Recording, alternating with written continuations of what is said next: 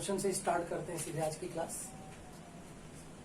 Question ये है, if cos inverse of 6x upon 1 plus 9x square is equal to minus pi by 2 plus 2 tan inverse 3x, then find the value of x, या ये भी कह सकता था find the range of x। आपको यहां पर क्या क्या चीजें याद रखनी चाहिए। अगर आप ये देख रहे हैं कि पाई बाई 2 साथ में लगा है, तो आप पहली कोशिश ये कीजिए कि आइडेंटिटी का यूज कर दीजिए, ताकि पाई बाई 2 कैसे इस्तेमाल करना है वो यूज हो जाए। हालांकि हम लोग डायरेक्टली भी शुरू कर सकते हैं, लेकिन अगर और इजी करना चाहें तो हम जिस पहले फार्मूले को यूज करें वो कुछ ऐसा हो कि अगर by the way sine inverse के प्लस कॉस इनवर्स के हो, जहां के की वैल्यू इन बिटवीन -1 to 1 हो, तो हम जानते हैं कि ये एक आइडेंटिटी हो जाती है पाई बाई 2। और अगर ये एक आइडेंटिटी पाई बाई 2 है, तो जो स्टेप फर्स्ट है, हम इस कॉस इनवर्स को क्या हम 90 minus sign inverse of 6x upon 1 plus 9x square लिख सकते हैं। Is minus pi by 2 plus 2 tan inverse of 3x। अब देखिए, मैं यहां पर 1 मिनट के लिए क्वेश्चन रोकूंगा। जैसे इस क्वेश्चन को सॉल्व करने का एक मेथड और होता, और वो मेथड ये होता, मैं मेथड 2 की बात कर रहा हूं, मैं यहां सिंबॉलिकली मेथड 2 लिख रहा हूं, आप समझ जाइए कि मैं दूसरी बात कर रहा हूं। यहां पर हम इसको ऐसे भी सॉल्व कर सकते थे कि हम जानते हैं कि कॉस इनवर्स का कोई भी कन्वर्जन किसी भी दूसरे टर्म में चाहे किया जाए, उसके पहले ये जरूर चेक कर लेना चाहिए कि ये 6x upon 1 plus 9x square की वैल्यू इन बिटवीन -1 से 1 के बीच होनी चाहिए। यानी ये एक मेथड है, लेकिन इस मेथड की ड्रॉबैक क्या है, हम इसे कंपटीशन में यूज करने के टाइम पे क्यों बचते हैं? क्योंकि अगर हम इसका इस्तेमाल करेंगे तो हमें यहां पर एक काम करना होगा कि एक बार इससे और एक बार इससे 2 इनइक्वेशंस सॉल्व करनी होंगी, और फिर उनका एक इंटरसेक्शन लेंगे, और उस इंटरसेक्शन के बाद हमारा आंसर आएगा। लेकिन अगर मेथड 1 जो मैं बोर्ड पर कर रहा हूं, अगर ये करता हूं तो मेरी कुछ स्टेप्स कम हो जाती हैं, और वो केवल इसलिए मैंने सबसे पहले पाई बाई 2 को यूज किया, माइनस का पाई बाई 2 इधर ले आए तो ये पाई हो गया, और ऐसी स्थिति में अब ये पूरे सिस्टम को मैं लिख सकता था sign inverse of 6x upon 1 plus 9x square is equal, ये उधर ले जा चुका हूं, पॉजिटिव हो चुका है, तो ये सारा कुछ इधर आ चुका है, यानी ये बन चुका है pi minus 2 of tan inverse 3x। अब देखिए, इस क्वेश्चन को जब मैं इस स्टेप से करता हूं तो कितना इजी हो जाता है। अब मुझे केवल ये याद रखना है कि क्वेश्चन साइन इनवर्स का है, और अगर साइन इनवर्स का है तो जो ट्रांसफॉर्मेशन मिलना चाहिए, जो आरएचएस का रिजल्ट मिलना चाहिए, उसकी एक रेंज होती है, और वो रेंज किसी भी साइन इनवर्स के क्वेश्चन में हमें पता है कि वो माइनस पाई बाई 2 से प्लस पाई बाई 2 के बीच ही होनी चाहिए। इसका ये मतलब हुआ कि अगर ये वैल्यू पाई बाई 2 से कम होगी, सोचते हैं 2 मिनट के लिए कि ये 80 डिग्री है, ये केवल इमेजिन कीजिए, तो 180 से जब 80 जाएगा तो ये 100 बचेगा, और 100 के अकॉर्डिंगली मेरा आंसर नहीं हो सकता। इसका मतलब अब दूसरी बात सोचते हैं कि अगर ये जो वैल्यू है हमारे पास, ये एग्जैक्टली 90 हो जाए, और अगर ये एग्जैक्टली 90 होगी, तब इस स्थिति में पाई माइनस पाई बाई 2 का मतलब पाई बाई 2 होगा, और वो रेंज एक्सेप्टेबल है। अगर ये एग्जैक्टली 90 है ये चीज, तो हम इस बात को यहां से ही शुरू करते हैं कि ये जो रिजल्ट है, इसका माने ये कैसा होना चाहिए। इस पूरे रिजल्ट को अगर मैं 90 कह रहा हूं, तो इसका दूसरा मतलब ये भी हुआ कि ये रिजल्ट 45 होना चाहिए। और अगर ये रिजल्ट 45 होना चाहिए तभी ये ट्वाइस होके 90 होगा, और अगर ये रिजल्ट 45 होना चाहिए तो हम थोड़ी देर के लिए इसको ऐसे कह सकते हैं कि tan इनवर्स 3x की वैल्यू अगर हम 45 ले लेते हैं तो हमारा जो 3x है वो कितना हो जाता है, tan 45 यानी 1, यानी x हो जाता है 1/3। अब जरा सोचिए, अगर हमारी वैल्यू 45 से इसकी वैल्यू, इतने की वैल्यू 45 से ज्यादा, जैसे 50 हो जाए, तो 50 इंटू 2 यानी 100, और अगर हम 180 से 100 सब्ट्रैक्ट करेंगे तो 80 आएगा, जो कि इसके अंदर है।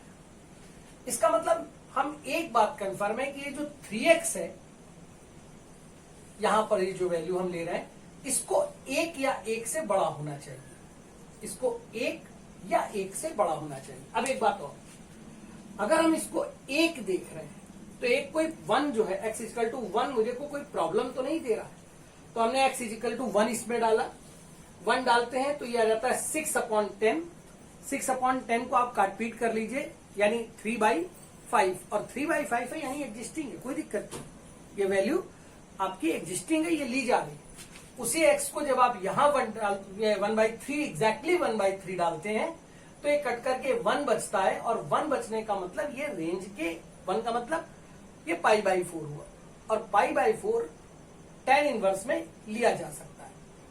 इसका मतलब मैं 1 रख सकता हूं। अब दूसरी बात, अगर इसको हम लोग 3x को 1 से बड़ा रखते हैं तो ऑब्वियस है कि ये जो मान आएगा 45 से बड़ा आएगा, और अगर 45 से बड़ा आएगा तो हमारे कोई भी वैल्यू जो 45 से ज्यादा होगी वो यहां पर रखने पर 180 से सब्ट्रैक्ट करने पर इस रेंज को सेटिस्फाई करेगी। अगर इस रेंज को सेटिस्फाई करेगी तो मेरा आंसर क्या हुआ कि x 1/3 से बड़ा होना चाहिए, यानी x बिलोंग्स टू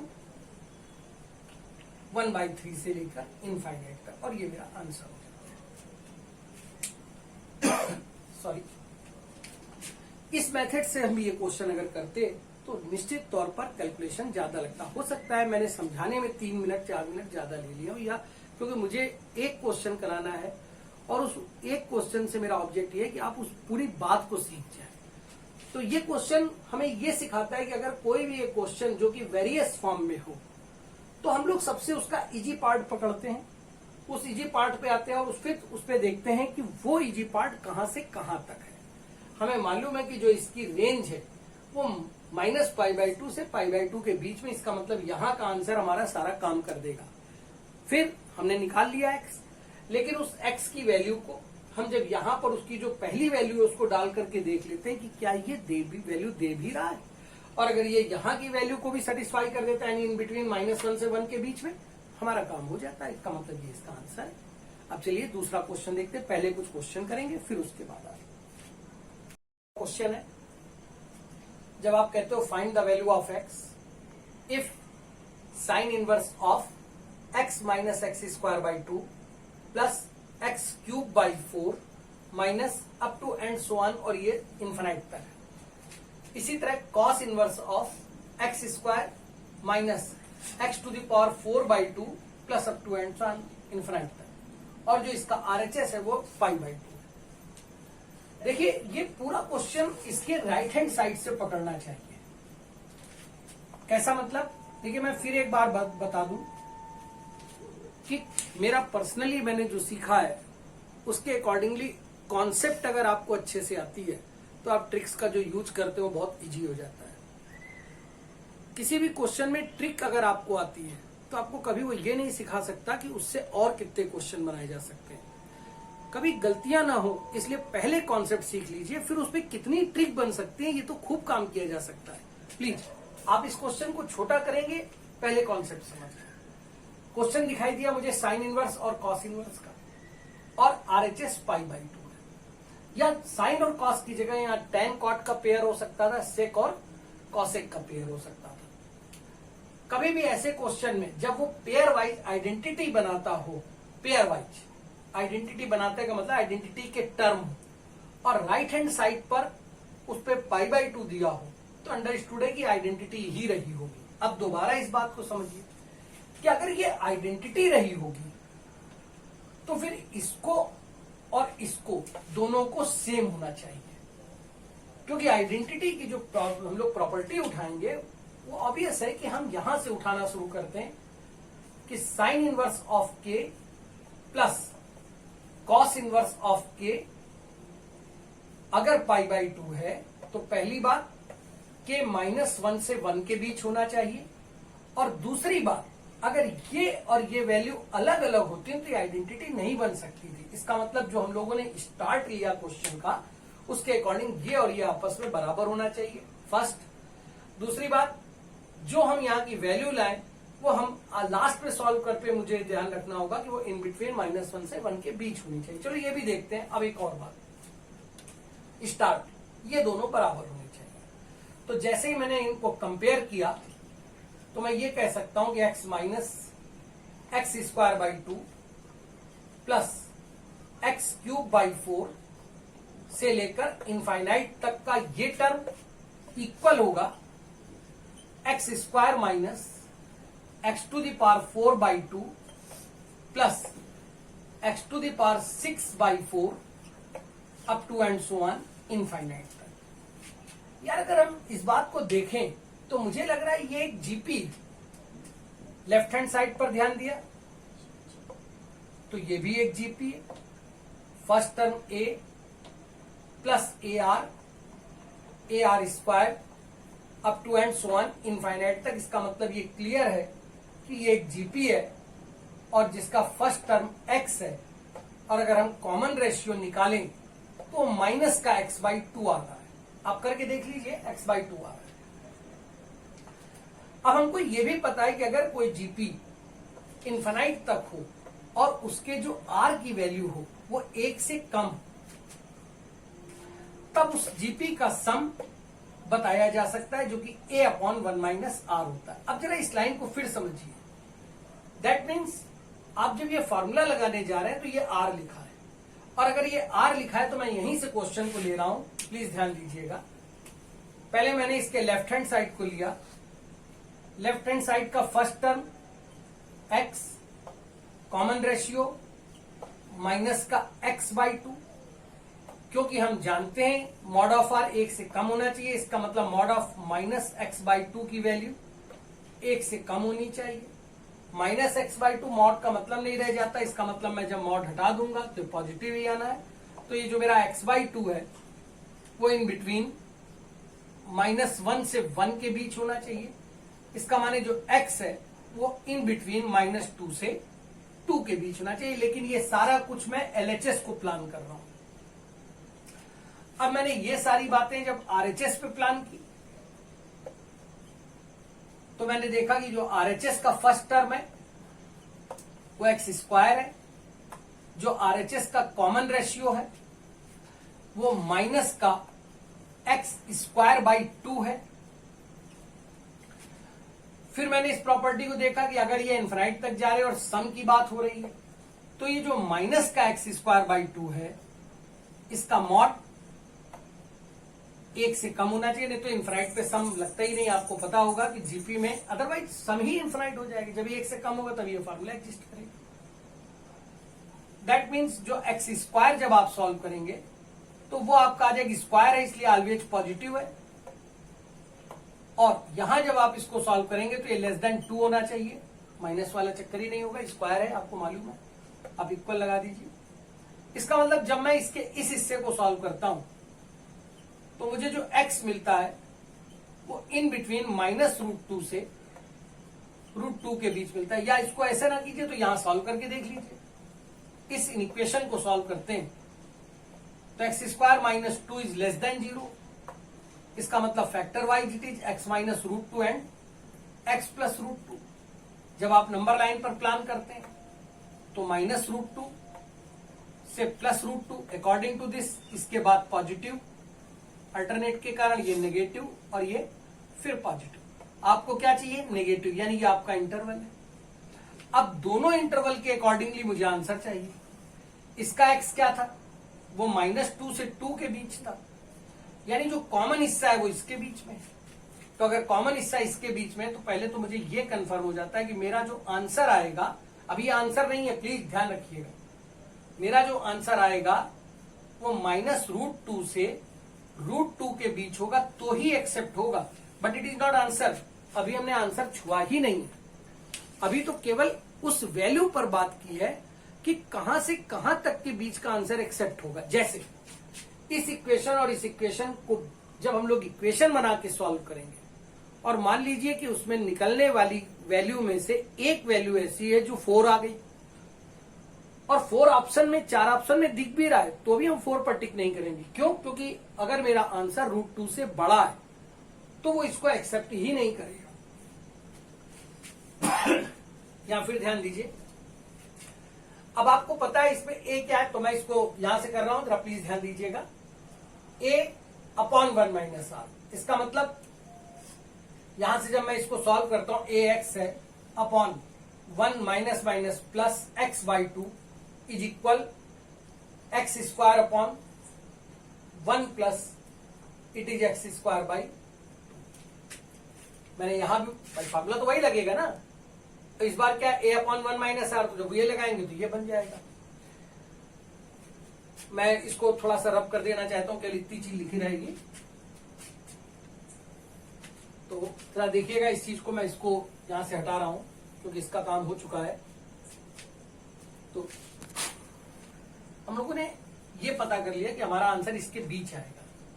अब मैंने लेफ्ट हैंड साइड पर, मुझे मालूम था ये जीपी है, राइट हैंड साइड पर जीपी है, इन्फिनाइट तक जा रही है, a/1 - r उसका फॉर्मूला होगा, तो यानी यहां भी a/1 - r लगा दिया और यहां भी a/1 - r लगा दिया।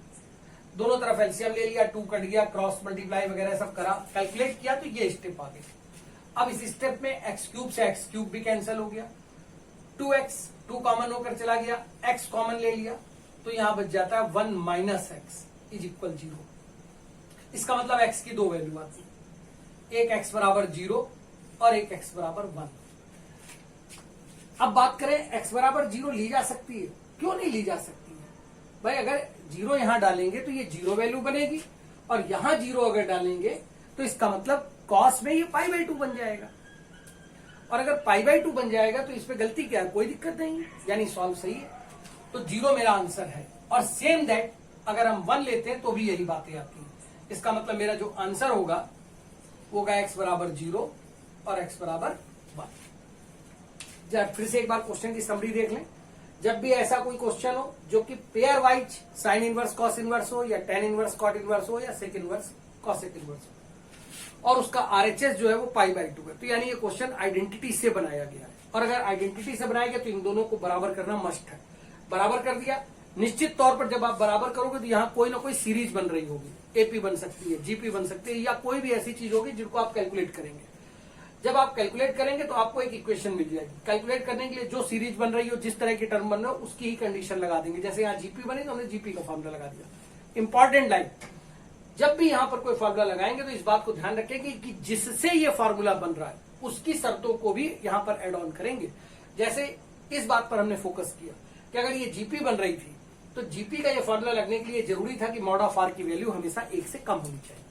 अगर वो 1 से कम होनी चाहिए तो यहां पर जो आर है उससे 1 से कम लिखा, और इस वाले का जो आर है उसको भी हमने मॉड करके 1 से कम देखा। 1 से कम देने के बाद दोनों का इंटरसेक्शन निकाला तो इंटरसेक्शन की वैल्यू यही, यानी हम वही आंसर एक्सेप्ट करेंगे जो कि -√2 से √2 के बीच है।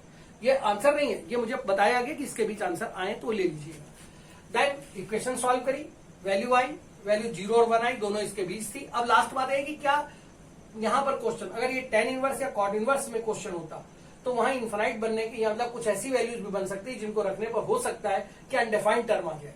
इसलिए वापस इसको रख करके एक बार जरूर चेक कर लीजिए कि दोनों मान एग्जिस्टिंग है या नहीं एग्जिस्टिंग। अगर एग्जिस्टिंग है दैट इज आंसर। अगला क्वेश्चन, कुछ प्रॉपर्टी पढ़ ली जाए, फिर किसी क्वेश्चन पर आएंगे, फिर बात करेंगे। मुझे याद है कि मैंने sine inverse, cos inverse, tan inverse, cot inverse, ये चारों फंक्शन डिस्कस कर लिए, लेकिन अभी भी सेक इनवर्स एक्स के और कॉसेक इनवर्स एक्स के फंक्शन में क्या प्रॉपर्टीज आएंगी, कैसे सॉल्व किया जाएगा उसको देखा जाए। जैसे सबसे पहले बात कर रहे हैं सेक इनवर्स एक्स की। अगर सेक इनवर्स एक्स फंक्शन है, थोड़ा सा इधर ध्यान दीजिए। इसका माने अगर कोई क्वेश्चन होता है sec theta is equal x, तो हमें यह सोचना है कि एक्स क्या क्या हो सकता है। अच्छा बताइए, सेक हम ऐसे नहीं सोचते, हम ट्रिग्नोमेट्री के बिल्कुल बेसिक पर जाके बात करते हैं। अगर हम सेक थीटा का फॉर्मूला देखते तो ये हाइपोटेन्यूज अपॉन बेस होता, और अगर ये हाइपोटेन्यूज अपॉन बेस होता तो अंडरस्टूड है कि हमें पता है कि जो हाइपोटेन्यूज है वो बेस से बड़ा होगा। मैं ऐसे सोचता हूं कि अगर मेरे हाथ की यहां से यहां तक की लंबाई को हाइपोटेन्यूज माना जाए और इससे एक राइट एंगल बना दिया जाए तो ज्यादा से ज्यादा हाइपोटेन्यूज कितना होगा, बेस के बराबर होगा। पर हाइपोटेन्यूज किसी राइट एंगल पर उससे बेस से बड़ा तो हो नहीं सकता। या हम पूरी चीज को उस पर 0 डिग्री पे ले आते हैं तो बहुत ज्यादा क्या होगा, इक्वल हो जाएगा। अगर हम ये डिवाइड मार देते हैं तो हाइपोटेन्यूज अपॉन बेस की वैल्यू 1 या 1 से बड़ी हो जाती है। इसी तरह से अगर हम क्वाड्रेंट में चेंज कर देते हैं तो हमें पता है कि सेकंड और थर्ड क्वाड्रेंट पर अगर हम बात करते हैं तो हमारा डायग्राम इस तरह होता है, यानी बेस यानी x नेगेटिव हो जाता है। तो जब हम नेगेटिव साइन रखते हैं तो दोनों और माइनस मल्टीप्लाई करते हैं, इसका मतलब जो वैल्यू आएगी वो या तो -1 या उससे छोटी हो जाएगी। दोनों तरफ अगर माइनस मल्टीप्लाई कर दिया तो जो इनइक्वालिटी के रूल हैं कि डायरेक्शन ऑफ इनइक्वालिटी चेंज हो जाएगी। इससे एक और बात निकाल लेते हैं कि अच्छा इन सारी बातों से मुझे एक बात, हाइपोटेन्यूज अपॉन बेस मतलब सेक थीटा, इसका मतलब जो सेक थीटा की वैल्यू है वो 2 शर्तों पर है। या तो उसके जो मान आएंगे वो सारे -1 से छोटे आएंगे या सारे मान 1 या 1 से बड़े आएंगे। आप खुद सोचिए, अगर सेक थीटा का मान RHS में मैं 1/2 दे रहा होता तो 1 हाइपोटेन्यूज और 2 बेस होता, क्या ये कभी पॉसिबल है? और अगर किसी ट्रायंगल में पॉसिबल नहीं है तो इससे एक सिंपल सी बात निकल के आती है, जो कायदे से देखा जाए हमें 9th क्लास में टीचर को बहुत अच्छे से समझाना चाहिए और आपके टीचर से समझाया भी होगा, मुझे 100% विश्वास है। लेकिन जाने कि मुझे लगता है कि मुझे बता देना चाहिए, क्योंकि मुझे अपने साथियों पर तो विश्वास है लेकिन अपने सामने आप बच्चों पर विश्वास कम है कि उन्होंने उसको याद रखा होगा। अगर याद रखा है तो सॉरी, अगर याद नहीं रखा है तो इसको ध्यान दें। इसका मतलब क्या हुआ कि अब इसका जो राइट हैंड साइड x है वो हम यहां से ये श्योर, अब मैं इसको रब कर दूं तो जरा ध्यान दीजिए, इसका माने मैं एक बात क्लियर हो जाता हूं कि सेक के मान वो सेक के मान यानी जो x है वो हमारे पास हमेशा -∞ से -1,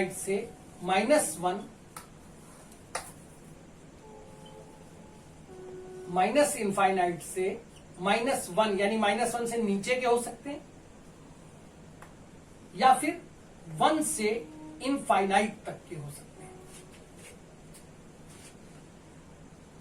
क्लास में बेसिक ट्रिग्नोमेट्री भी बात कर लें ताकि चीजें सुधरती जाएं, अगर कुछ ऐसा लगता है तो ये चीज तो पहले मेरी समझ में आ जाती है।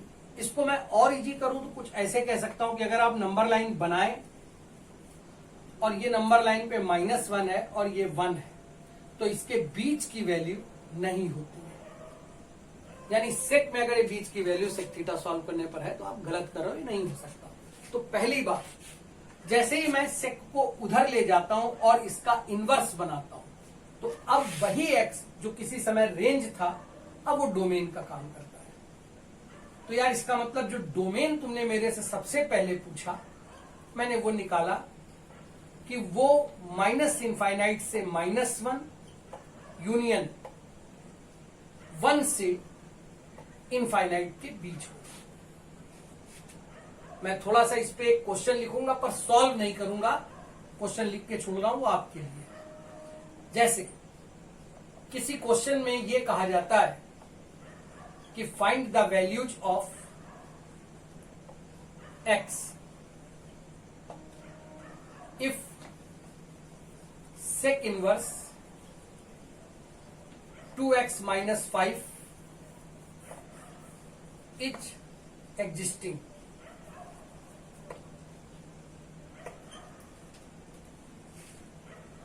तो इस चीज को आप ध्यान दीजिए।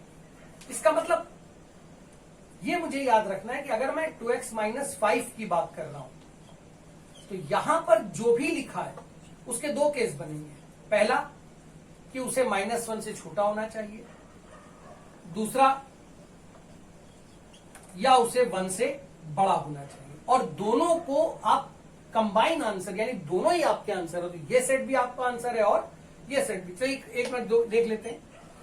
इसका मतलब अगर मैं 5 ऐड कर देता हूं तो 2x क्या हो जाता है, -4। इसका मतलब x क्या हो जाता है, <-2। इसी तरह जब यहां इसको सॉल्व करते हैं और 5 ऐड कर देते हैं तो 2x हो जाता है >6। दैट मीन्स x क्या हो जाएगा, <3। तो मेरा जो आंसर सेट आएगा वो क्या आने वाला है कि वो सारे x जो -2 से छोटे हैं, यानी -∞ से -2 तक यूनियन 3 से लेकर इनफाइनाइट तक। प्लीज चेक कर लीजिएगा, कैलकुलेशन फॉल्ट हो तो सुधार दीजिएगा। इंपॉर्टेंट चीज ये थी कि अगर वो क्वेश्चन सेक इनवर्स एक्स, और बताऊंगा जरूर लेकिन अभी फिर से यहीं कह दे रहा हूं कि अगर वो कॉसेक इनवर्स में तो भी यही रूल लगेंगे कि जो डोमेन है सेक इनवर्स एक्स का, उसका एक्स -1 से 1 के बीच नहीं होता। या इसको ऐसे समझ लें कि हमारा इसमें जो x के मान होंगे -∞ से -1 क्लोज, फिर 1 क्लोज से लेकर इन्फिनाइट तक के बीच हो सकते हैं। तो ऐसे तमाम क्वेश्चन आ सकते हैं जिन्हें आपको सॉल्व करना होगा, जो कि केवल और केवल डोमेन पर बेस होंगे। लेकिन अब जरा कुछ और देखा जाए।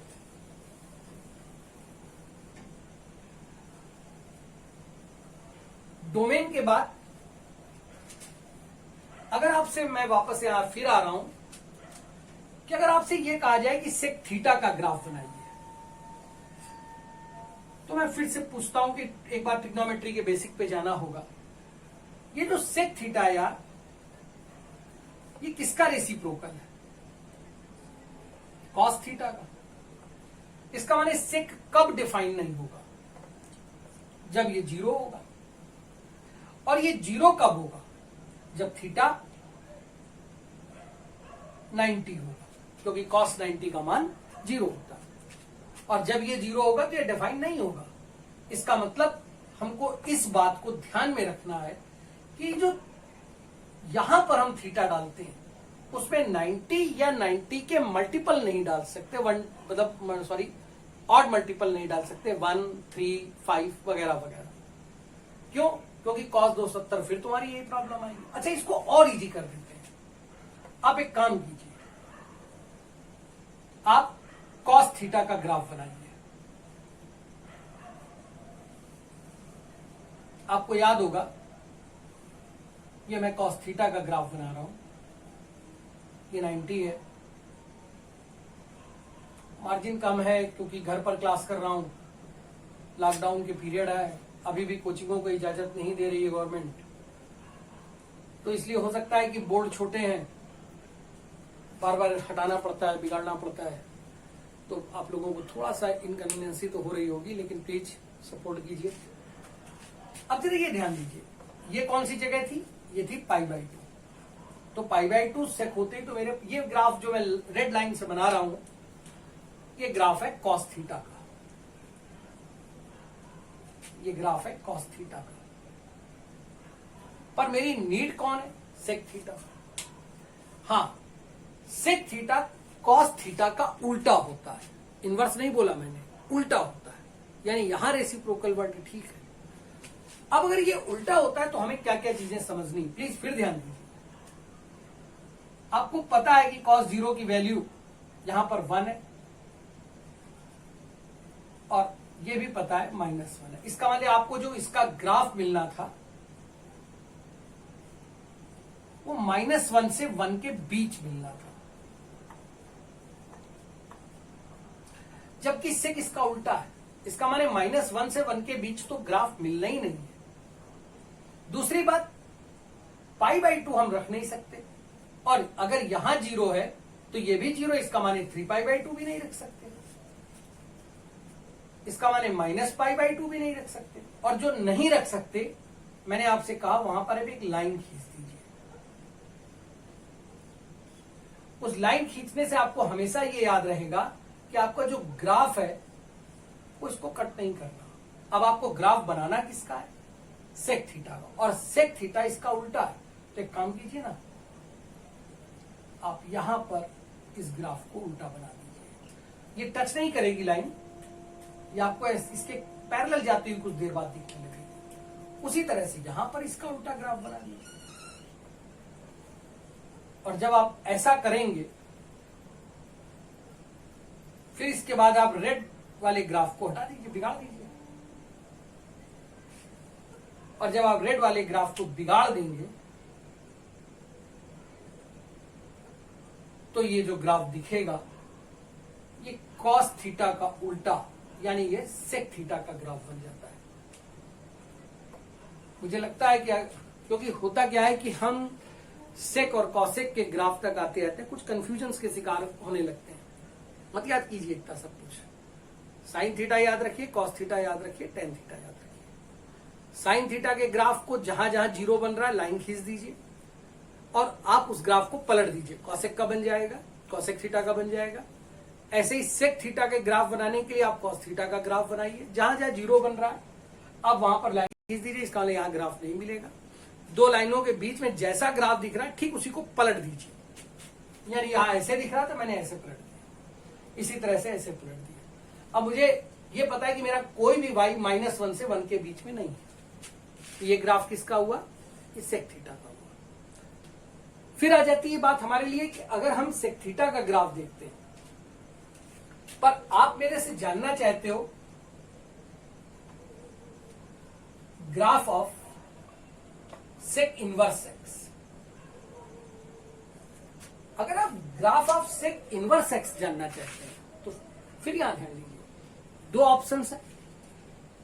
मुझे पता है कि अगर मैं किसी भी, अब यहां पर इनवर्स है, मैं रेसिप्रोकल नहीं बोल रहा, इनवर्स है, तो मुझे ये पता है कि किसी भी फंक्शन के इनवर्स फंक्शन के लिए उसका 1 और ऑन टू होना जरूरी है।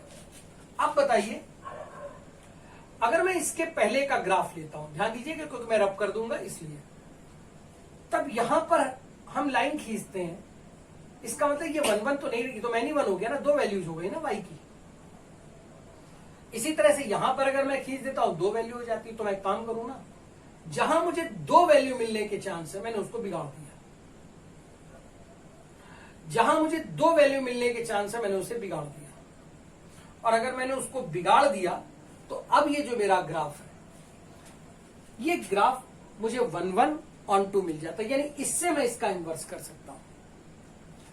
ठीक, ये बात पहले क्लियर हो गई, कई बार 4 बार अब तक कर चुके हैं हर एक में, इसलिए इतना इशू वाला नहीं है। बस यही समझ लिया कि मैंने ओरिजिनल ग्राफ बनाया, जहां से ग्राफ एक इंटरनेशनल बनाने के लिए पहले ही स्टेप्स जो मिली उन्हीं पर हम लोगों ने कंसीडर किया कि कहां कहां तक 1 ऑन टू है, उतने को कंसीडर किया। पर ये ग्राफ अगर हम ध्यान दें तो ये वैल्यू क्या है? ये 0 है, और ये वैल्यू क्या है? ये पाई है, जिसमें π/2 तो मेरे पास है ही नहीं। और अगर π/2 मेरे पास नहीं है तो अब इससे मुझे जो पहली बात पता लगी कि जब मैं इसका इनवर्स ग्राफ बनाऊंगा तो π/2 तो मुझे मिलना ही नहीं है ना। ठीक, मैंने यहां से इसको कंसीडर करना शुरू किया। मुझे पता है कि जो ग्राफ आना है वो 0 से पाई के बीच, यानी अब जो x की वैल्यू थी वो y की हो गई, तो 0 से पाई इसके बीच में ग्राफ होगा। लेकिन π/2 मेरे पास वैल्यू नहीं है, ये वैल्यू π/2 है जो कि मेरे पास नहीं है। नहीं है इसका मतलब मैंने ये लाइन खींच दी, और मुझे याद रखना है कि इसके में मुझे ग्राफ यहां नहीं मिलेगा।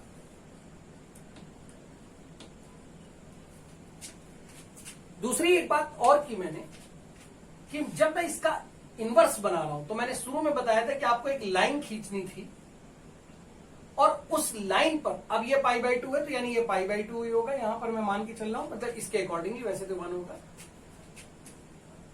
क्योंकि अब मुझे ये भी याद रखना है कि मेरा जो ग्राफ है इसके बीच नहीं होगा, यानी मेरा ग्राफ इसके बाद ही शुरू होगा। कोई बात नहीं, यहां कहीं 1 होगा। एक बताया गया था आपको कि आपको एक लाइन खींचनी होती y = x, और उसी ग्राफ का बिल्कुल अपोजिट आप पलट दीजिए।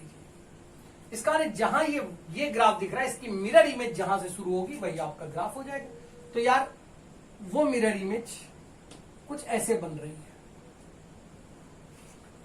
ये भी चाहिए क्योंकि इंपॉर्टेंट है। तो ये मिरर इमेज कहां आ रही है? अब इस मिरर इमेज को आप बनाइए। ये कैसे बनेगा? आपको पता है कि -1 से 1 के बीच ही वैल्यू मिलनी नहीं है, और इसको आपको यहां पर पलट देना है। तो जरा बताइए कैसे बनना चाहिए, क्या बनेगा? आप जानते हैं कि जब आपने -1 डाला होगा तब 180 आया होगा। इसका मतलब आप -1 से बड़ी वैल्यू डालेंगे तो आएगा तो पाई के बाहर तो जाएगा ही नहीं ना। तो ग्राफ कुछ इस तरह से बन रहा होगा। होपफुली पहले ये इनवर्स वाली बात समझ में आई होगी। अब एक छोटी सी बात मैं आपको, एक जो मुझे लगता है एक ट्रिक मेथड है, उसकी भी बात कर लेते हैं।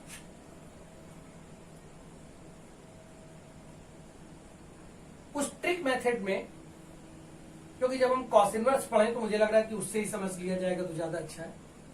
ट्रिक मेथड में मैंने ग्राफ बनाया कॉस इनवर्स एक्स का। मुझे पता है ये -1 है, ये 1 है, और ये 0 से पाई के बीच, जबकि ये π/2 है और ये पाई है।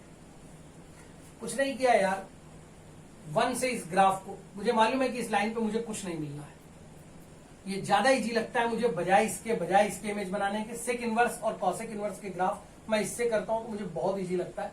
इस ग्राफ को इसी जगह से पलट दीजिए, दैट्स ऑल। तो ये काम खत्म इधर का, अब मुझे मालूम है। इसी तरह से ये ग्राफ को यहां से पलट दीजिए, उसको बिगाड़ दीजिए, और आप देखिए कि जो आपने कॉस इनवर्स का ग्राफ बनाया था उससे आपका इससे ज्यादा जल्दी, ज्यादा आसानी से सेक इनवर्स का ग्राफ बन गया। ठीक, जब मैं इस ग्राफ को बना लेता हूं तब मेरे से एक क्वेश्चन फिर आता है, रेंज। अब ये बताइए कि जो आपकी यहां पर अगर मैं वैल्यू ले रहा हूं तो इसमें x का मान मैंने -1 से छोटा रखा है, तो y भी तो कुछ आया होगा, और y का कलेक्शन रेंज है। तो जो y के मान आए होंगे वो 0 से 180 के बीच आए होंगे, लेकिन π/2 तो कभी मिला ही नहीं होगा ना। तो मेरा आंसर क्या आएगा कि 0 से 180 तो आपको मिला क्लोज, पर इसमें एक इकलौती वैल्यू का सेट π/2 आपको मिला ही नहीं होगा, तो आप उसको हटा दीजिए, और ये इस तरह से इसकी रेंज हो जाती है सेक इनवर्स एक्स। दोबारा बता रहा हूं, सेक इनवर्स कोई रेसिप्रोकल नहीं होते, इसलिए प्रॉपर्टीज अलग होती है। तो बस क्विक कर लिए, सेक इनवर्स एक्स का डोमेन -∞ से -1 यूनियन 1 से इन्फिनाइट होता है। नंबर 1, सेक इनवर्स एक्स के ग्राफ बनाने के लिए दो रास्ते हैं कि मैं सेक थीटा का 1/1 वाला ग्राफ बना के उसकी इमेज बना दूं, या एक काम करूं कि कॉस इनवर्स एक्स का ग्राफ बनाऊं और जहां वो खत्म होता है वहां से उसको स्टार्ट कर दूं। मुझे ज्यादा इजी लगता है, आपको हो सकता है कौन सा इजी लगे मैं नहीं जानता। और इससे मुझे इसकी रेंज क्लियर हो जाती है। रेंज इसकी 0 से पाई, 0 से 180, पर उसमें π/2 नहीं होती। अब अगर मेरे आंसर इसके बीच है तो मेरा आंसर होगा, नहीं है तो मैं हटा सकता हूं, और π/2 मैं आंसर नहीं ले सकता। अब देखते हैं इससे दूसरी आगे की प्रॉपर्टी। अगर किसी क्वेश्चन में सेक इनवर्स एक्स है, और ये जो एक्स है ये -∞ से -1 यूनियन 1 से इनफाइनाइट के बीच रखा जा रहा है, तो हम लोग डायरेक्टली इसको एक्स लिख सकते हैं। ये बात कई बार बताई कि बाहर अगर साइन है, बाहर कॉस है, बाहर टेन है, अंदर इनवर्स है, तो उसकी एक्स की वैल्यू केवल देख लीजिए, और अगर वो उसको सेटिस्फाई करती है तो उसको काट के डायरेक्टली एक्स लिखा जा सकता है। कभी भी बस ये ध्यान रखिए कि इस वैल्यू को इसके अंदर होना चाहिए। लेकिन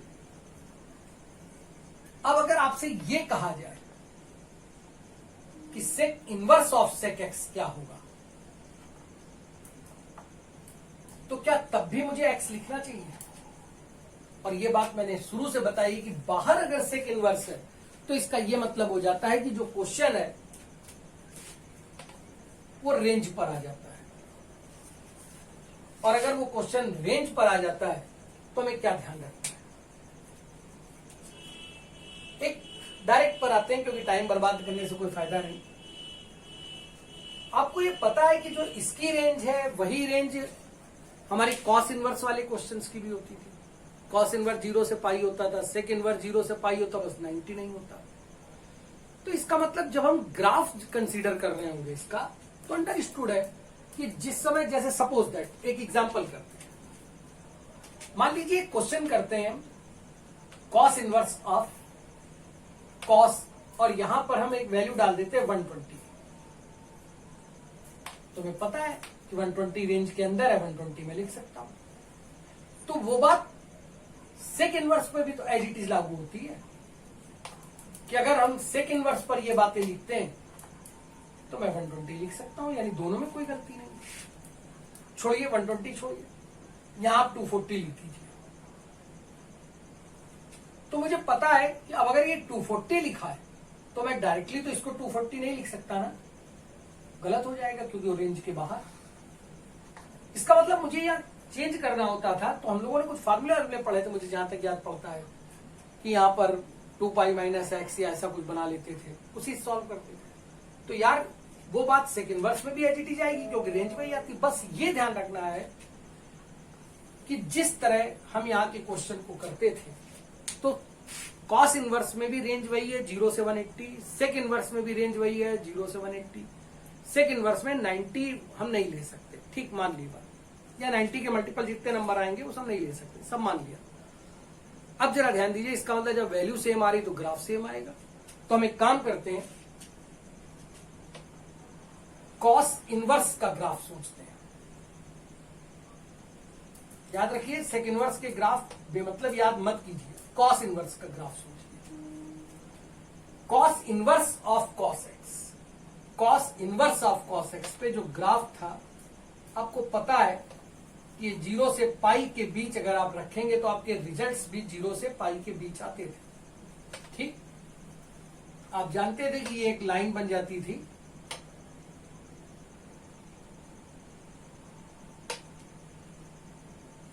और ये लाइन क्योंकि ओरिजिन से जा रही है, इक्वल जा रही है, बराबर वैल्यू दे रही है, हर जगह के कोऑर्डिनेट सेम आ रहे हैं, इसलिए वाई बराबर एक्स लाइन है।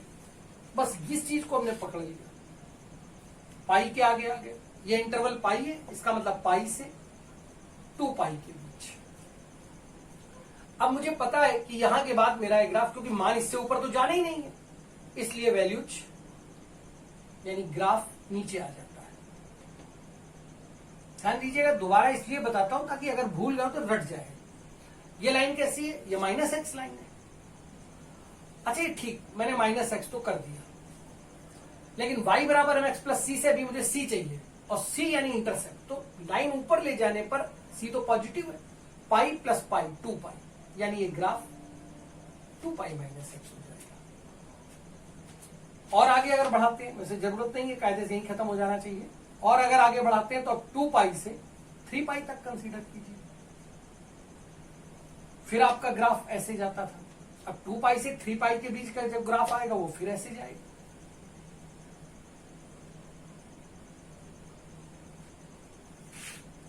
ये x तो है, यानी x पॉजिटिव है, चलो मान लिया। और एक बात बताइए कि जब इसको आप नीचे लाएंगे तो अगर ये इंटरसेप्ट 2 पाई है तो ये भी तो 2 पाई होगा, और अगर ये 2 पाई है क्योंकि लाइन y बराबर mx के अकॉर्डिंग m45 चल रहा है, और अगर 45 चल रहा है तो अंडरस्टूड है कि हर बार जो आपके इंटरसेप्ट आएंगे वो जितना ये है उतना ये होगा। तो अगर ये 2 पाई है, 2 पाई लेकिन ये माइनस का है, यानी ये ग्राफ x माइनस 2 पाई हो गया। मैं फिर बता दूं, अभी आप जो बना रहे हैं ग्राफ, 0 से पाई और 0 से माइनस पाई, अब ये माइनस एक्स हो गया। ये graph cos inverse of cos x का है, पर हम पढ़ क्या रहे हैं? हम पढ़ रहे हैं sec inverse of sec x. Graph वही है, बट मुझे ये बात स्टार्ट में ही बता दी गई थी कि सेक इनवर्स के की वैल्यू 0 से पाई तो होगी।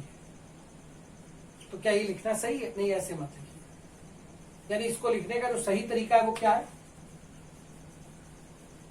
कि 0 से पाई तो होगी पर पाई बाई 2 नहीं होगा। अच्छा, तो पाई बाई 2 तो इसके बीच में कहीं हुआ ना, और ये नहीं होगा। इसका मतलब यहां पर जो मान आ रहे होंगे ये हॉलो होगा, ये नहीं होगा। और आगे ले गए, यानी यहां जो लाइन और आगे खींची ये भी हल होगा, और आगे ले गए, ये लाइन यहां जो आ रही है ये भी हल होगा। इसी तरह से पीछे भी यार, अब ये जो मुझे ग्राफ दिख रहा है ये sec inverse of sec x का ग्राफ है। इसका मतलब ग्राफ से हमें फायदा क्या मिलना है इसको देखते हैं। मान लीजिए मैं कोई एक क्वेश्चन में लिखता हूं कि सेक इनवर्स ऑफ सेक, और जो मैं वैल्यू दे रहा हूं वो 180 से बड़ी है यानी 200, तो मुझे पता है कि मैं डायरेक्टली 200 लिखूंगा तो रेंज में कंसीडर होएगा ही नहीं। तब मैंने देखा यहां फॉर्मूला क्या यार अजय, फॉर्मूला 2 पाई यानी 360 माइनस एक्स, एक्स कितना है 200, तो मेरा आंसर 160, और 160 रेंज में, हाँ यस कंसीडर। मैंने कई बार 4 बार पहले भी हो चुका है, इसलिए जितनी बार आप कराना चाहे मैं उतनी बार करने को तैयार हूं, लेकिन होपफुली मुझे लगता है इस पे और बात नहीं करनी चाहिए। जैसे एक क्वेश्चन कर रहे हैं, इस पर यही करे दे रहे हैं, इतनी जगह हो जाना चाहिए। एक क्वेश्चन आता है डेफिनेट इंटीग्रल का, और वो क्वेश्चन कहता है कि पाई से लेकर 4π/3 तक मुझे एक टर्म दिया है, और वो है sec inverse of sec x dx. आप ये बताइए, अगर नॉर्मली जो बच्चा पढ़ाई इस पर्पज के लिए करता है वो अच्छे से करता है, मैं ये बातें केवल इसलिए कहता हूं ताकि आपको चुभे, बुरा लगे और आप और अच्छा पढ़ो। तो मैं बात कर रहा हूं उन गधों की। वो क्या करेंगे, sec inverse of sec x जो है इसको काट करके एक्स लिख देंगे और सिंपल एक्स को इंटीग्रेट कर देंगे, उसके बाद लिमिट लगा देंगे। लेकिन यार जब हम इसको सॉल्व करने जा रहे हैं तब हम ये जरूर देखते हैं कि हमको जो वैल्यू दी है वो कहां से कहां दी है। हमारी वैल्यू पाई से बड़ी और 4π/3 से नीचे,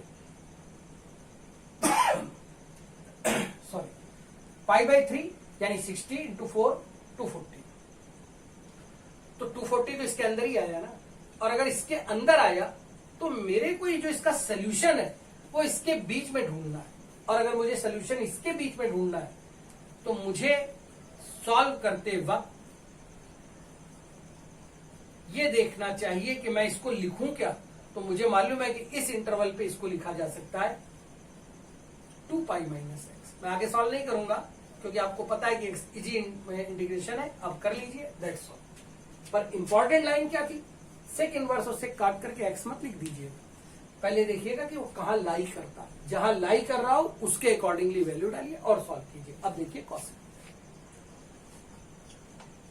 फिर इसके बाद अब बात करें कॉसेक इनवर्स एक्स की। डायरेक्ट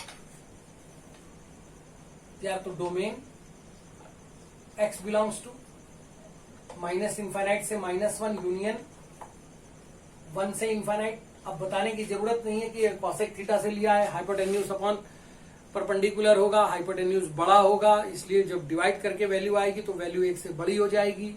वही जब थर्ड और फोर्थ क्वाड्रेंट में डिस्कस होगा तो उसका जो आपके परपेंडिकुलर होंगे y यानी y की वैल्यू वो नीचे चली जाएगी, डायरेक्शन चेंज हो जाएगा, माइनस हो जाएगा तो -1 से छोटे आएंगे। इसका मतलब जो रिजल्ट्स आएंगे वो इनके बीच होंगे।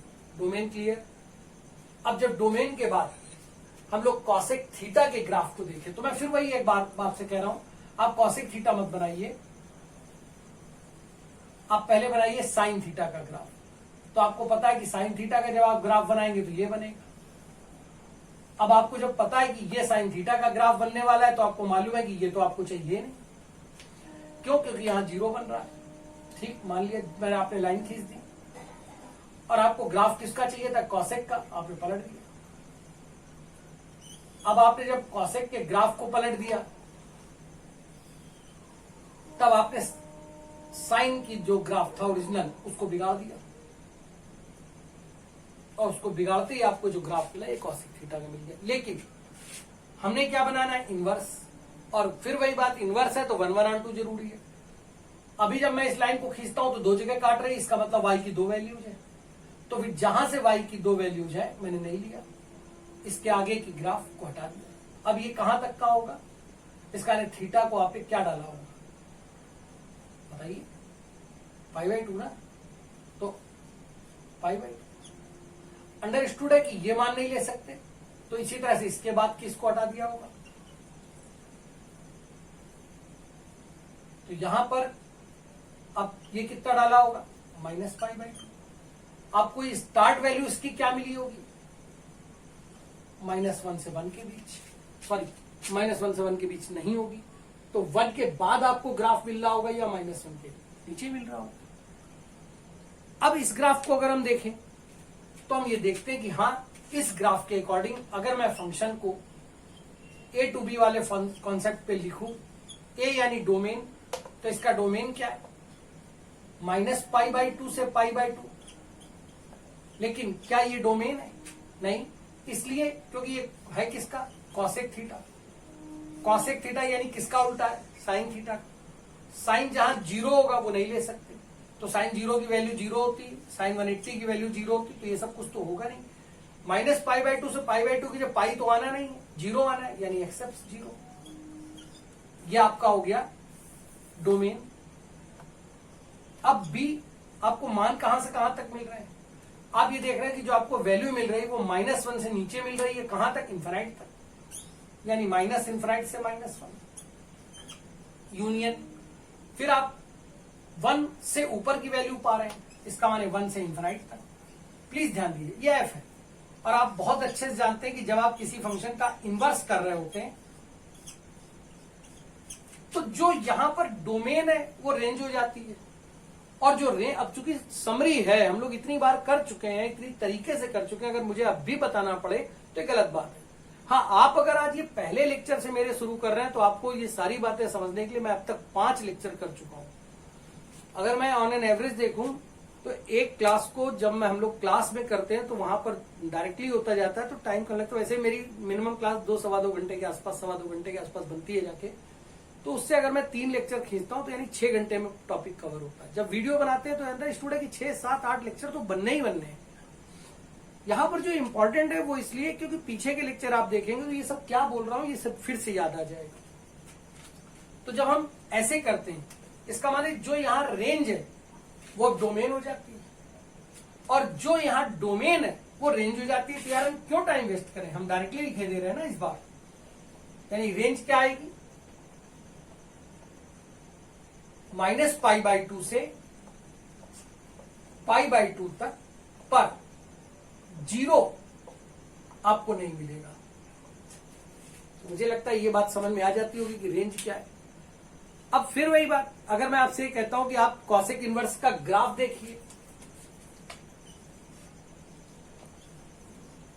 तो कॉसेक इनवर्स का ग्राफ आप इस मेथड से बताइए ना, एक लाइन खींचिए और इस लाइन पे जो ये दिख रहा है इसको आप पलट दीजिए। लेकिन मैंने आपको एक मेथड अभी आज ही की क्लास में करा कि आप सेक इनवर्स के ग्राफ को कॉस इनवर्स से बना लीजिए। तो कॉसेक इनवर्स एक्स का ग्राफ साइन इनवर्स से बना लीजिए।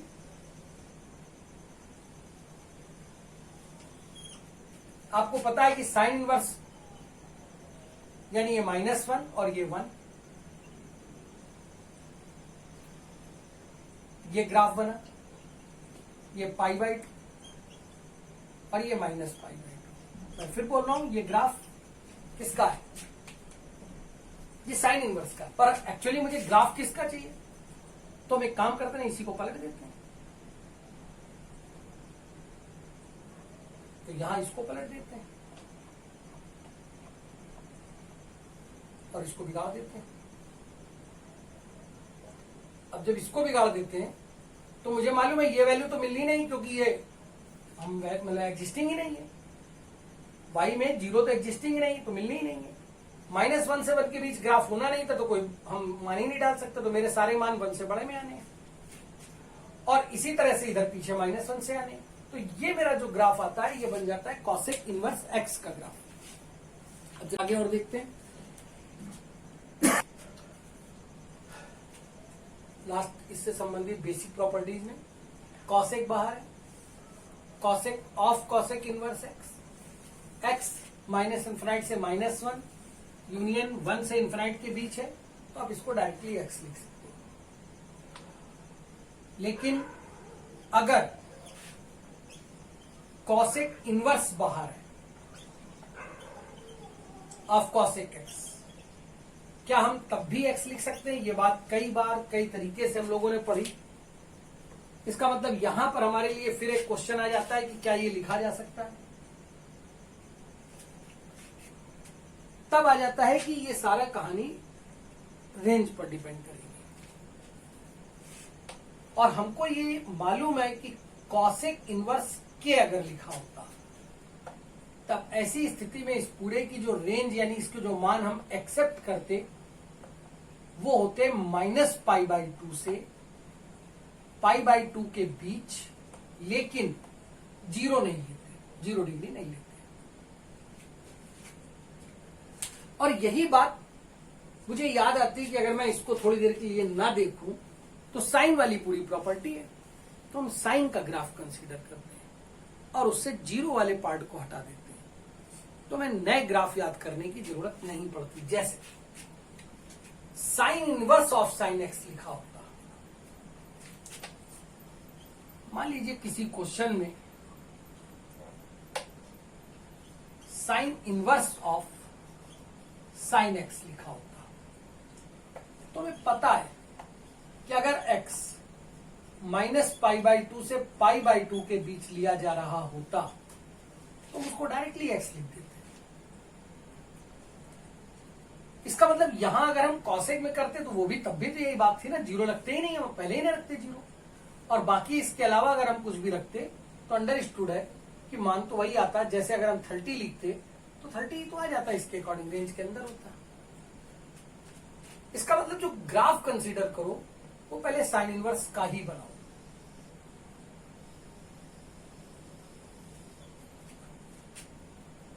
इसका मतलब ये भी है कि आप पहला केस x -π/2 से π/2 के बीच है, तब साइन इनवर्स का जो मान होते थे वो भी आपको याद है कि -π/2 से π/2 के बीच बनते थे। इसका मतलब जो लाइन बनने वाली है वो कुछ ऐसी। अब देखिए ये लाइन ओरिजिन से जा रही है ना, y बराबर mx के अकॉर्डिंग ये सीधे बराबर बराबर है, इसका माने y बराबर x होगा। पहला काम खत्म। इंटरवल कितना है 180, तो इसमें 90 में आप 180 जोड़ दीजिए यानी 3π/2। बीच में आपको पाई भी मिलना है, तो अब जो मान आएंगे इससे ऊपर तो जा नहीं सकते, तो इसके नीचे आएंगे।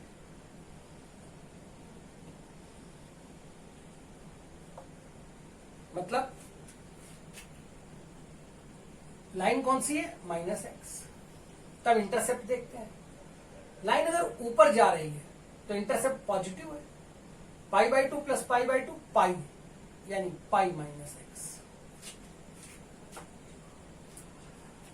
मैं दोबारा इसको आपको याद दिला रहा हूं कि जैसे अगर किसी क्वेश्चन में मैंने साइन इनवर्स ऑफ साइन 110 लिखा होता तो इसका आंसर 110 नहीं होता, क्योंकि वो रेंज के बाहर है और वो इस शर्त को मान रहा है।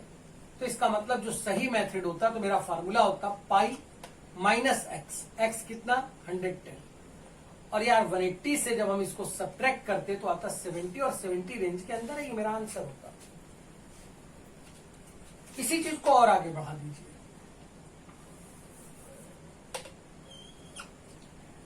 थ्री π/2 में 180 जोड़ दीजिए, 5π/2 पर आ जाएगी। और आप जानते हैं मान तो इसी के बीच लाई करना है, यानी स्ट्रेट लाइन ऐसे चलेगी, बीच में 2π। इस बार की स्ट्रेट लाइन कैसे जा रही है, x यानी x तो पॉजिटिव है, पर जो इंटरसेप्ट है वो फिर आप जानते ही अच्छे से कि जो इंटरसेप्ट है वो कैसा है। अगर ये 2π है तो इसका मतलब जो इंटरसेप्ट आ रहा है वो 2π है, लेकिन माइनस का, तो दैट मीन x - 2π। इस वाले का भी एक एग्जांपल देख लेते हैं। मान लीजिए कि question sine inverse of sine 3π/2 से बड़ा, 270 से बड़ा, सब ठीक है, 320 लिख देते हैं। तो डायरेक्ट 320 तो लिख नहीं सकते, यही फार्मूला लगाते हैं। x कितना है 320, 2π यानी 360, तो आंसर -40, और -40 इसके अंदर है, यानी ये सारी बातें अब यहां से उम्मीद है कि अननेसेसरी हम लोग कितनी भी देर करते रहे कोई फर्क नहीं पड़ता, लेकिन ये बातें अगर समझ में आ जाती तो खत्म हो जाता है क्वेश्चन। ध्यान दीजिए प्लीज। पर ये जो ग्राफ है ये sign inverse of sine x का है। हम नीडी किसके? Cosec inverse of cos x. तो उस पर तो जीरो मिलना ही नहीं ना मुझे, और जीरो नहीं मिलना इसका मतलब ये जो जीरो वाली लाइन है मेरे पास होगी ही नहीं, और अगर नहीं होगी तो जैसे उसमें किया तो ये हल हो गया, ये हल हो गया, ये हो गया और ये हो गया। तो ऐसे ही आगे ये मान हमें नहीं मिलेंगे। और ये मेरा ग्राफ किसका है, या दूसरे शब्दों में कि हम जीरो डाल ही नहीं सकते, पाई डाल ही नहीं सकते, 2 पाई डाल ही नहीं सकते, बात ही खत्म हो गई। जब डाल ही नहीं, मेरे पास है ही नहीं, तो इसका तो काम ही खत्म हो गया ना। तो जो वैल्यू होगी वो यहां इतना हम लोग चेंज कर देंगे कि जो इंटरवल लेंगे वो हम लोग कैसे लेंगे, पाई से 2 पाई नहीं लिखेंगे, ओपन पाई से ओपन 2 पाई के बीच। यानी जो यहां एक्स रखेंगे उसके साथ जो शर्तें रखेंगे वो ऐसे लिखेंगे। मैं एक एग्जांपल केवल लिख रहा हूं कि cosec inverse of cosec x में अगर एक्स पाई से बड़ा और 2 पाई से छोटा साइन होता तो मैं साइन इनवर्स होता तो मैं यहां पर इक्वलिटी लगाता। कॉसेक इनवर्स है इसलिए इक्वलिटी नहीं लगाऊंगा, इसके बीच है। वैल्यू कहां से कहां तक के बीच में? पाई और 2 पाई के बीच में, पाई और 2 पाई के बीच में। अभी ये बेसिक बन रहा है तो इसको और सॉरी इसको सुधार दीजिए। हमारा ग्राफ कॉसेक इनवर्स का यानी पाई बाई 2 और 3 पाई बाई 2 के बीच में। तो मैंने ये लिखा कि जो एक्स है वो पाई बाई 2 से, वो ध्यान रखिएगा मैंने उसको कॉसेक इनवर्स में बोल दिया था, सुधार ले रहा हूं, एक बार आप पूरा देख लीजिएगा, क्योंकि कॉसेक इनवर्स के ग्राफ की बात करें यानी ये वैल्यू लेनी, ये डालनी नहीं है बीच में। पाई बाई 2 से 3 पाई बाई 2, लेकिन आप इसमें पाई नहीं डाल सकते।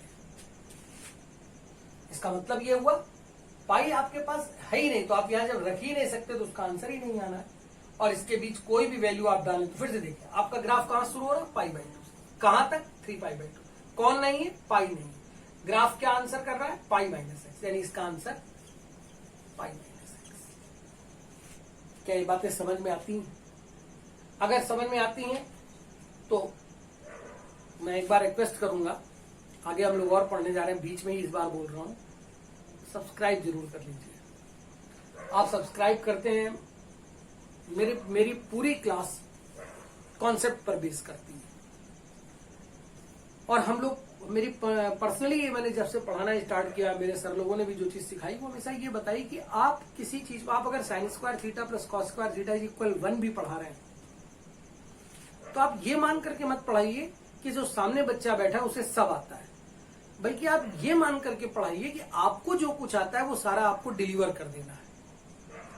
आपको ये बचना है कि आपसे गलतियां ना होने पाए, लेकिन गलतियां किसी से भी हो सकती हैं, इसलिए आप ओवर कॉन्फिडेंस में भी मत आइए कि आप जो बता रहे हैं वो पूरी तौर पे सही है। अगर आपके साथी, आपके साथ वाले कुछ आपको सजेस्ट करते हैं कि नहीं यहां पर अजय तुम्हें और ये सुधारना चाहिए, तो अंडरस्टूड है, वेलकम है, मुझे उसको सुधारूंगा क्योंकि उससे मेरी क्लास, मेरे बच्चे ही परफेक्ट होंगे।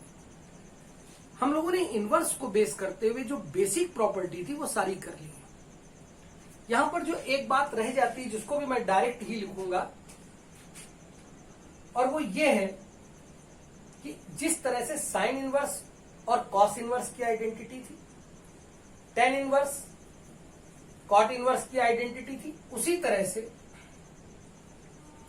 सेक inverse x plus cosec inverse x भी पाई बाई 2 होता है। लेकिन ये ध्यान रखिए, अगर मान लीजिए मैं किसी क्वेश्चन में ऐसे लिख दूं sec inverse of 1/2 plus cosec inverse of 1/2, तो आप जैसे इनको एक देखिए और पाई बाई 2 लिख दीजिए तो गलत है ना, क्योंकि यहां पर इसकी शर्तें होनी चाहिए। तो शर्त इसकी कि आइडेंटिटी एग्जिस्टिंग है, माइनस इन्फाइनाइट से -1 यूनियन 1 से इनफाइनाइट के बीच में। Cos inverse of minus x 180 minus cos inverse x होता, तो सेक इनवर्स भी वही होगा। Sign inverse of minus x minus sine inverse x होता था, तो कॉसेक इनवर्स एक्स भी वही होगा। लास्ट टर्म पर हम लोगों ने कुछ ट्रांसफॉर्मेशन के क्वेश्चन किए थे, पर पूरी बात नहीं हो पाई थी। बस अगले 10 मिनट में कुछ ट्रांसफॉर्मेशन की बातें और फिर क्लास कंप्लीट होगी। वैसे लास्ट टर्न पर इस पर बात कर चुके थे, पर फिर एक बार बता रहा हूं। कभी एक इनवर्स फंक्शन को किसी दूसरे इनवर्स फंक्शन में अगर चेंज करना हो तो ये याद रखिए कि जिसको आप चेंज कर रहे हैं उसकी जो बेसिक प्रॉपर्टी है आपको लेनी चाहिए, यानी x इन बिटवीन -1 to 1 होगा। अब दूसरी बात यहां, जब आप कॉसेक इनवर्स के देखते थे तो आपको याद होगा कि अभी अभी आप लोगों ने कंप्लीट किया है कि इसकी रेंज क्या होती है। यानी आपको पता है कि जो वैल्यू आनी है ये -π/2 से π/2 के बीच में आनी, लेकिन आपको 0 नहीं मिलना है। अब अगर ऐसे सोचते हैं, x हम कहां से कहां तक डाल रहे हैं, -1 से 1 के बीच में, और -1 से 1 के बीच में 0 भी आ रहा है, तो क्या हम x को 0 डाल सकते हैं? अगर हम x को 0 डालते हैं तो ये क्या बनता है, कॉसेक इनवर्स इनफिनाइट। जब हम इनफिनाइट डाल ही नहीं सकते तभी तो ये 0 नहीं ले रहे हैं ना। जब हम इसको डाल ही नहीं सकते तो इसका मतलब कन्वर्जन के लिए ऐसा नहीं है कि हम केवल x पर देखेंगे कि साइन इनवर्स दिखा तो हमने कहा ये डाल दो, नहीं। आपको ये ध्यान रख के चलना पड़ेगा कि RHS भी एग्जिस्टिंग होना चाहिए। अगर राइट हैंड साइड, केवल ये नहीं देखना है मुझे कि ये चेंज क्या कर रहे हैं, x क्या डाल रहे हैं, मुझे ये देखना पड़ेगा कि राइट हैंड साइड एग्जिस्टिंग है या नहीं है। दूसरी बात, अगर हम साइन इनवर्स x को कॉस इनवर्स में ट्रांसफॉर्म करते थे ऐसे, तो हमें डायरेक्ट फॉर्मूला बना देते थे। अब यही बात यहां आती है, इसको ध्यान दीजिएगा, ये नोट करने वाली और समझने वाली बात है। स्वाभाविक है कि अगर हम कॉस इनवर्स x को ट्रांसफॉर्म करेंगे, सब प्रूव कर चुके हैं लास्ट टर्न पर, इसलिए प्रूवमेंट कोई नहीं कर रहा हूं, केवल प्रॉपर्टी बता रहा हूं। आपको बता चुका हूं कि आपको प्रूवमेंट कैसे मिलना है, वो सब बता चुका हूं। पिछला लेक्चर देखिए, उसमें समझिए, ये आ जाता है।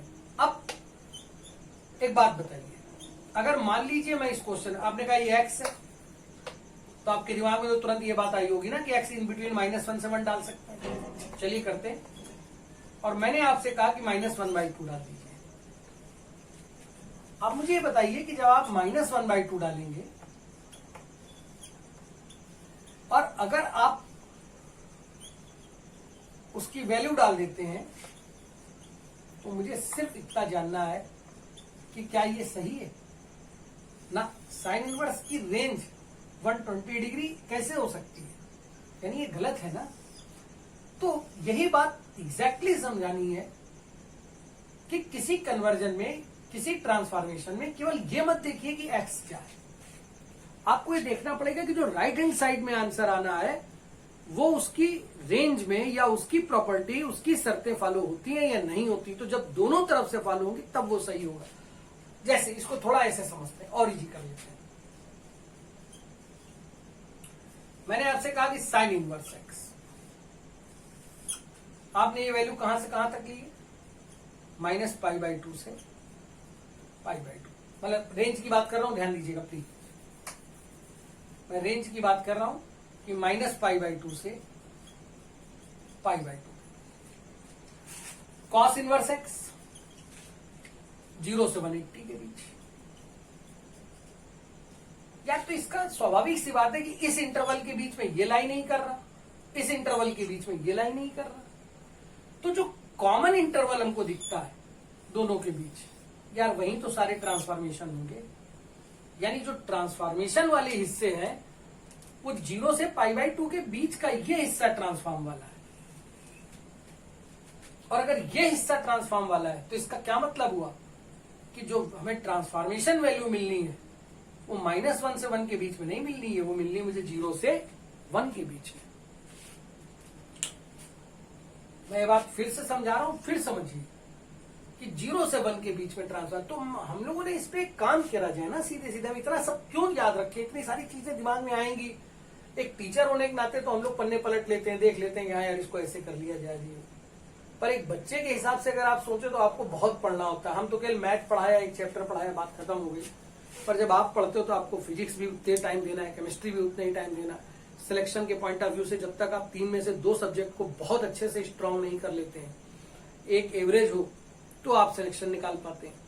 अगर बाई दी आपको रैंक चाहिए तो अंडरस्टूड आपके तीनों सब्जेक्ट स्ट्रांग होने चाहिए।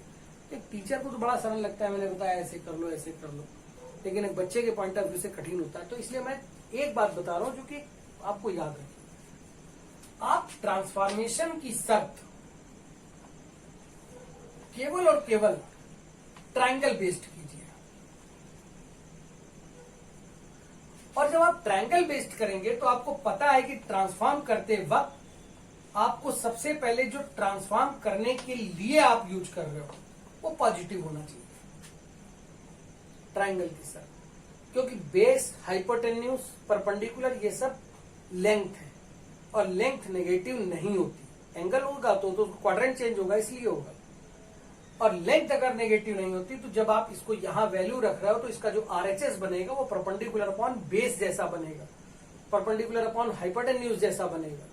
तो ये बात वहां इंपॉर्टेंट हो जाती है कि आप पहले इसको पॉजिटिव कर दीजिए, तब आप किसी भी प्रकार का कोई ट्रांसफॉर्मेशन कीजिए। एक बात ये पहली शर्त थी कि आप किसी भी ऐसे क्वेश्चन में ट्रांसफॉर्म करने से पहले ये देख लीजिए कि आपका क्वेश्चन पॉजिटिव है या नहीं। जैसे अगर इस क्वेश्चन को सॉल्व करना हो तो क्या करना चाहिए, यानी मैं ऐसे करूं या पाई माइनस, पहले क्या करना चाहिए मुझे, पाई माइनस कर लिया जाए ना, इधर ला करके उसके बाद सॉल्व किया जाएगा नहीं, क्योंकि माइनस डाल ही नहीं सकता। यहां जैसे मुझे एक बच्चे ने आंसर दिया कि सर पाई माइनस कर दीजिए, पाई माइनस भी कर देंगे, pi minus cos inverse half भी कर देंगे, तो भी ये आएगा तो 120 ना। तो इसलिए ट्रांसफॉर्म करते वक्त इसको मुझे याद रखना है कि ये इस तरह से ट्रांसफॉर्म करने में दिक्कत होगी। अब जरा फिर आगे दूसरी बात, मान लीजिए मैं एक क्वेश्चन ले रहा हूं सेक इनवर्स एक्स, और मैंने पिछले टर्म पर ये कराया था, मैंने कहा था इसकी शर्तें मुझे बतानी नहीं, आपसे कहा मैंने इसको साइन इनवर्स में बदल लिया। ठीक है, मान लिया साइन इनवर्स में बदलेंगे। तरीका भी आपको याद होगा कि ये बात हो गई थी कि सेक इनवर्स एक्स को थीटा मान लीजिए। मैं एक बार फिर से दोबारा अगर याद दिला दूं,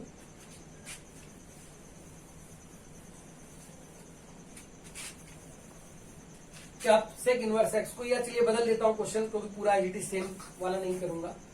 मान लीजिए यहां पर एक क्वेश्चन दे रहा हूं मैं कॉसेक इनवर्स एक्स, और ये टेन इनवर्स में मुझे चेंज करना है, मुझे भी पता नहीं है कि क्या आएगा, मुझे चेंज करना है। तो अगर ट्रायंगल प्रॉपर्टी लगाने की बात थी तो पहले मैंने देखा एक्स पॉजिटिव है, हाँ पॉजिटिव है। अगर वो पॉजिटिव है, सपोज दैट मैं पहला केस ले रहा हूं कि हाँ वो पॉजिटिव है, तो इसका मतलब क्या करूं, उस कॉसेक इनवर्स एक्स को थीटा मान लूं, तो कॉसेक थीटा हो जाएगा एक्स अपॉन 1, यानी हाइपोटेन्यूज अपॉन परपेंडिकुलर। तो बेस कितना हो जाएगा, root of x square minus 1।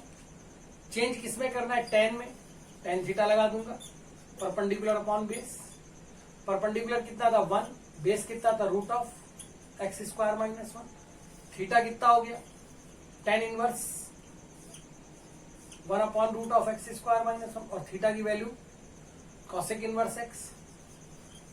इसका माने कॉसेक इनवर्स एक्स ट्रांसफॉर्म हो गया। ठीक है, ये फॉर्मूला है।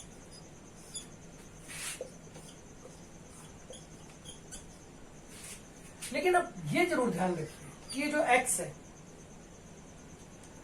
क्या हम एक क्वेश्चन दे रहे हैं, मैंने कहा कॉसेक इनवर्स ऑफ रूट 3/2 को ट्रांसफॉर्म कीजिए, और आप ट्रांसफॉर्म करने की गलती, हालांकि यहां पर फंस जाएंगे आप, इमेजिनरी हो जाएगा, आप खुद समझ में आ जाएगा। लेकिन अगर आप ट्रांसफॉर्म करने की गलती शुरुआत में कर बैठते हैं तो टाइम तो बर्बाद होगा ना।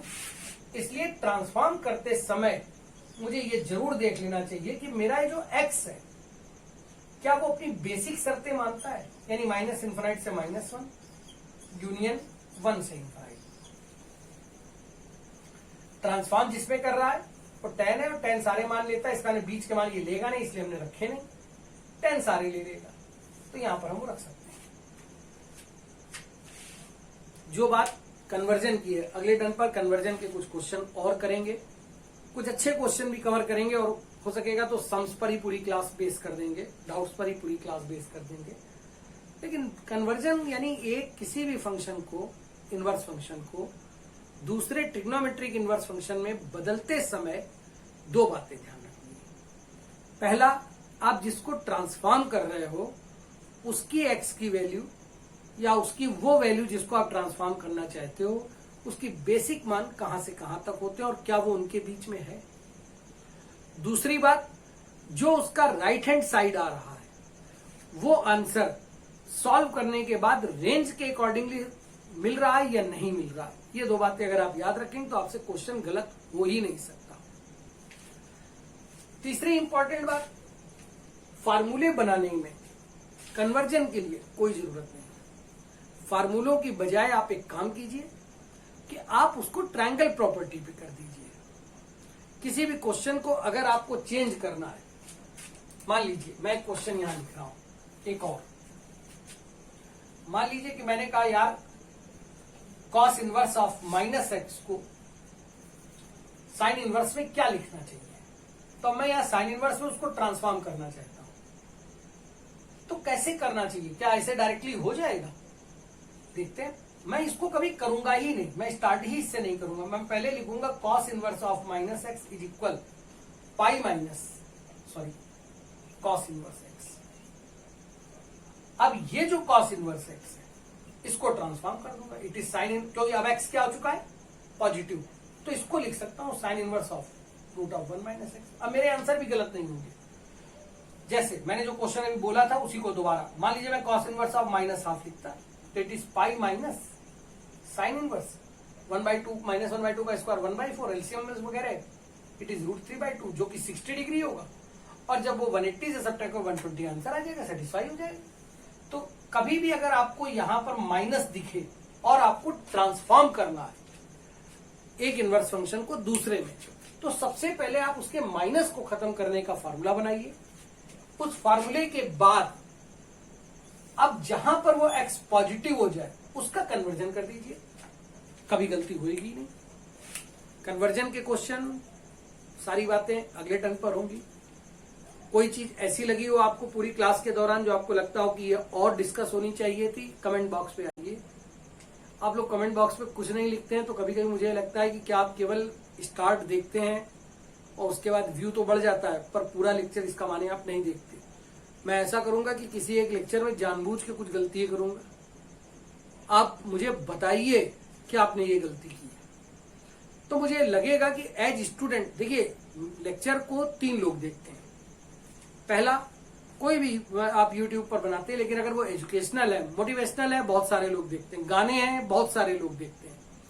कुछ और ऐसी चीजें, नाटक है या कोई सीरीज, वेब सीरीज वगैरह है, तो मतलब बहुत सारे लोग देखते हैं। लेकिन अगर कोई एजुकेशनल वीडियो है तो अंडरस्टूड है कि उसको देखने वाली कैटेगरी केवल 3 होती है। पहले नंबर पर जो स्टूडेंट होते हैं वो देखते हैं। दूसरे नंबर पर आपका जो कंपटीटर होता है, जैसे मैं मैथ का टीचर हूं और मुझे कोई मैथ का वीडियो दिखता है तो मैं क्यों नहीं देखूंगा, मुझे देखना चाहिए। मुझे पता होना चाहिए कि मेरा साथी टीचर कितना अच्छा पढ़ाते हैं और मुझे उनसे कितना ज्यादा सीखना है। तो मेरे कंपटीटर्स देखते हैं, साथी टीचर्स देखते हैं।